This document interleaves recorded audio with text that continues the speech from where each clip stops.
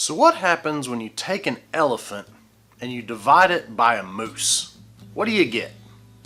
Well, stick around because that's what we're going to talk about today on Mr. E's Classroom.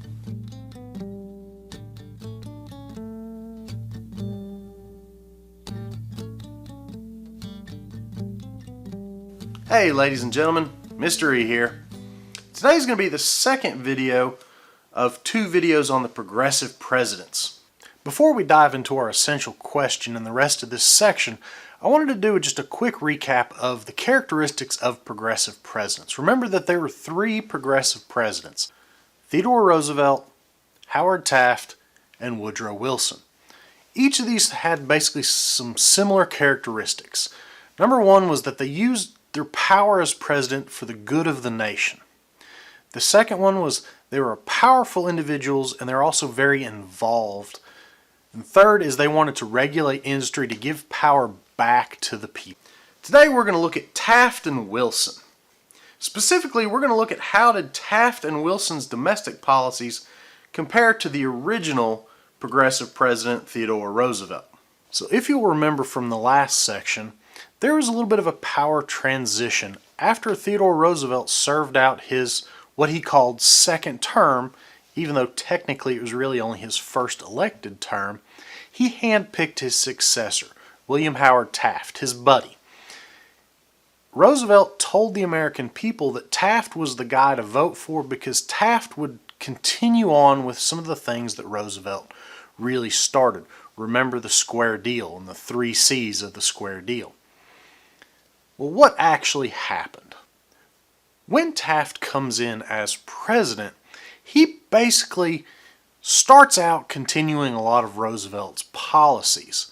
But then about a quarter of the way through, maybe his first year through the presidency, Taft starts to really kind of deviate from what Roosevelt started. One of the main things that started to cause a lot of problems was that Taft started to drop the distinction Roosevelt had between what he called good trusts and bad trusts, or trusts that followed the rules and helped the country versus the trusts that basically were just trying to be greedy and make as much money as possible. This really started kind of the downfall of Taft's friendship with Roosevelt. And kind of the nail in the coffin was when a thing called the Payne-Aldrich Tariff Act gets passed. Basically what happens with this law is that it raises taxes on imported goods, which really limits the competition here in the United States. This is incredibly good for big business, not so good for small businesses. A lot of progressives, especially Theodore Roosevelt, were incredibly upset with Taft. One of the other really big things that Taft does that really kind of ticks off TR, he flat out fires Gifford Pinchot as the leader of the U.S. Forest Service. And this just really doesn't set well with Roosevelt. This brings us to the election of 1912. Things heat up incredibly quickly. Taft is really letting down the progressives, and TR, he's about had enough of what he thought was his friend. So Roosevelt starts talking about this thing he calls his new nationalism. This is kind of the Roosevelt philosophy that a strong national government is needed to really promote social justice and human welfare, especially here in the United States. This idea drives Roosevelt to actually go back on his word and run for what would be a second term in office. When he starts this process, though, unfortunately, most of the Republicans don't really go along with Roosevelt. They say, hey, TR, you had your chance, you decided not to go for that second term, we're going to stick with Taft. They ultimately give Taft the nomination for the Republican candidate for that election. Roosevelt's kind of left high and dry. So now not only is Roosevelt upset with what he thought was his friend Taft, he's also pretty hacked off at the Republican Party. So what does Roosevelt do? He can't get the nomination for the Republican candidate. He's definitely not going to go after the nomination for the Democratic candidate. That would just be nonsense.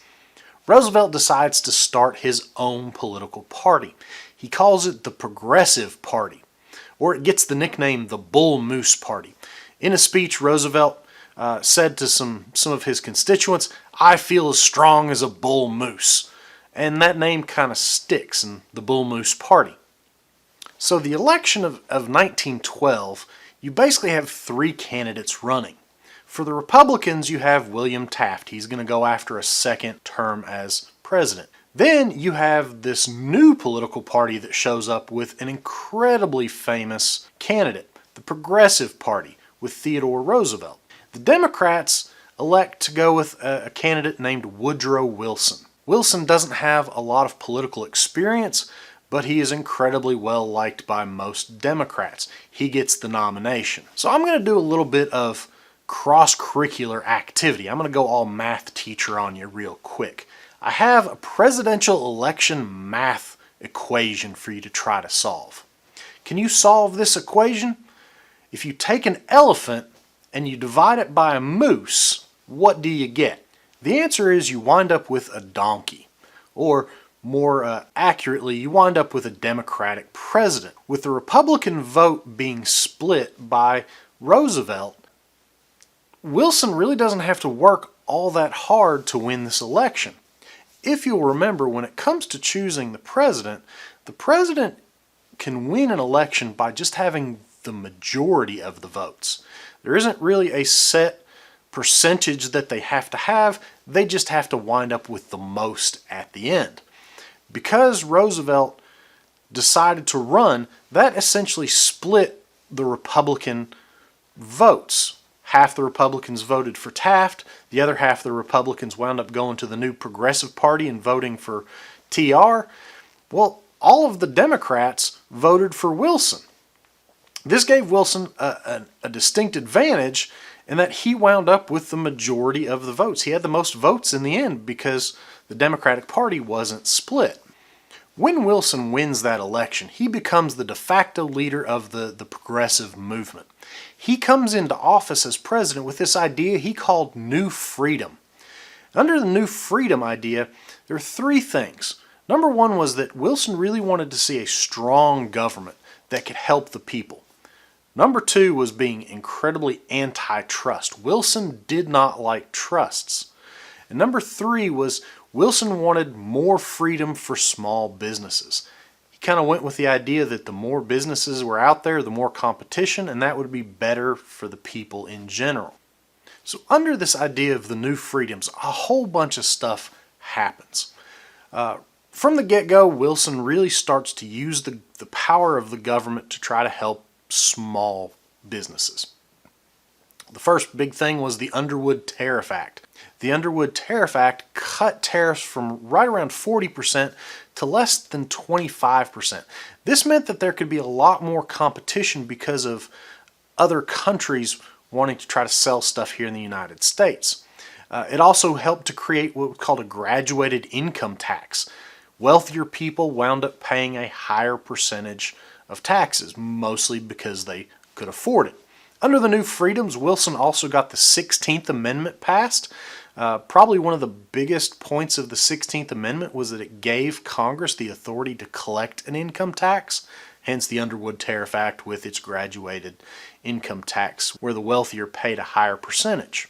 Wilson also really pushed forward the Federal Reserve Act of 1913. What this does is it really reorganized the federal banking system.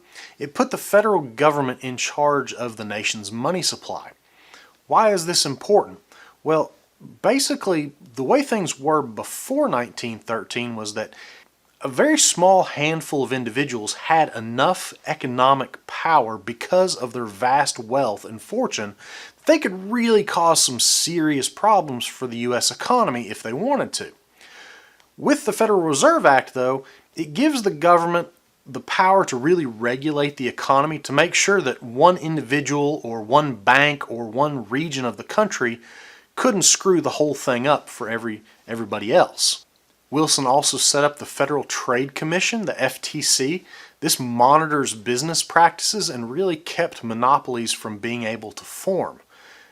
He also passed the Clayton Antitrust Act of 1914. This was like the Sherman Antitrust Act, kind of like bumped up a notch. It was actually meant to strengthen the Sherman Antitrust Act, and it really listed very specific things that businesses could and could not do. With all this powerful antitrust legislation floating around now, it really brings up the question, who really was a trust buster?